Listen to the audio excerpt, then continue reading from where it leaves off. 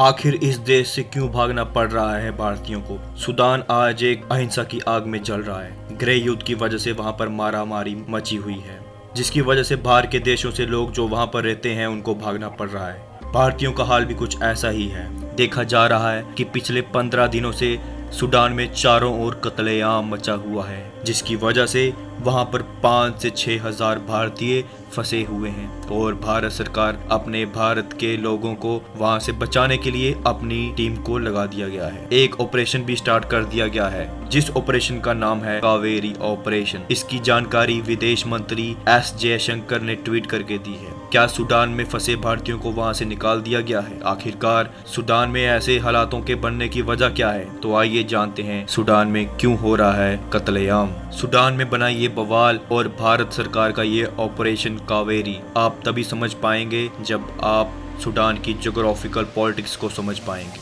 तो देखिए, सूडान दुनिया के मैप में कुछ ऐसे नजर आता है। जी हाँ, सूडान अफ्रीका कॉन्टिनेंट का सबसे बड़ा देश है। इसके ठीक नीचे आपको साउथ सूडान भी दिख रहा होगा। इसका जन्म 9 जुलाई साल 2011 को हुआ था, जो एक सिविल वार का ही परिणाम था, जिसकी वजह से सूडान का 2 हिस्सों में विभाजन हो गया। एक बन गया सूडान और एक बन गया साउथ सूडान। सूडान में पिछले 3 सालों से ही खूनी संघर्ष चल रहा है और अब ये फिर से सिविल वार की हालत में पहुंच गया है, जिसकी वजह से वहां पर कम से कम 5 से 600 लोगों की जानें जा चुकी हैं अब तक। सवाल ये खड़ा होता है कि सूडान की इस हालत का जिम्मेदार कौन है? कौन है जो बेगुनाह लोगों पर गोलियां बरसा रहा है? क्यों सूडान में ऐसे हालात बन चुके हैं? दरअसल इस हालात के पीछे 2 लोगों के चेहरे हैं। 2 जनरल, उनकी अपनी जिद की वजह से वहां के आम लोगों को ये सब भुगतना पड़ रहा है। पहला army lieutenant general Abdul Fattah al Burhan और दूसरा रैपिड सपोर्ट फोर्स का चीफ मोहम्मद हमदन डगालो। आप जो अभी अपनी टीवी स्क्रीन में ये 2 चेहरे देख रहे हैं, इन्हीं 2 चेहरों की वजह से सूडान के इतने बुरे हाल हो चुके हैं। दरअसल सूडान में सेना और पैरामिलिट्री आरएसएफ ने मिलकर वहां पर काउंसिल गवर्नमेंट बनाई है। सेना की कमान अब्दुल फतह अल बुरहान के हाथ में है और वही काउंसिल गवर्नमेंट की अगुवाई भी कर रहे हैं, और वहीं पैरामिलिट्री सेना की अगुवाई मोहम्मद हमदन डगालो के हाथ में है। आरएसएफ के सैनिकों का सेना में विलय होना है,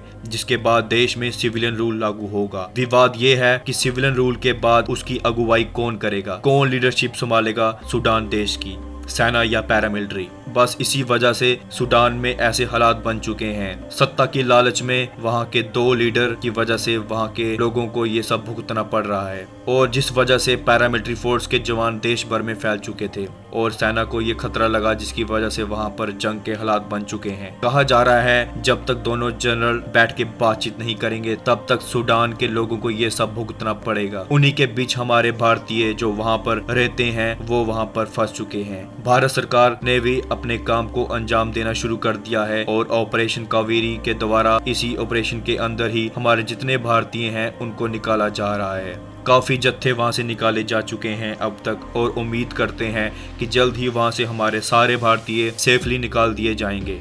काफी अन्य देश सऊदी अरेबिया और फ्रांस जैसे देशों ने भी भारत सरकार की मदद करते हुए भारतीयों को सूडान से निकालने में पूरी मदद की है, और हम आशा करते हैं कि सूडान में जल्द से जल्द शांति कायम हो और वहां के लोग शांतिपूर्वक रह पाएं। वीडियो पसंद आए तो लाइक करें, कमेंट एंड शेयर करें, और वीडियो ऐसी देखने चाहते हैं तो सब्सक्राइब करना ना भूलें। धन्यवाद।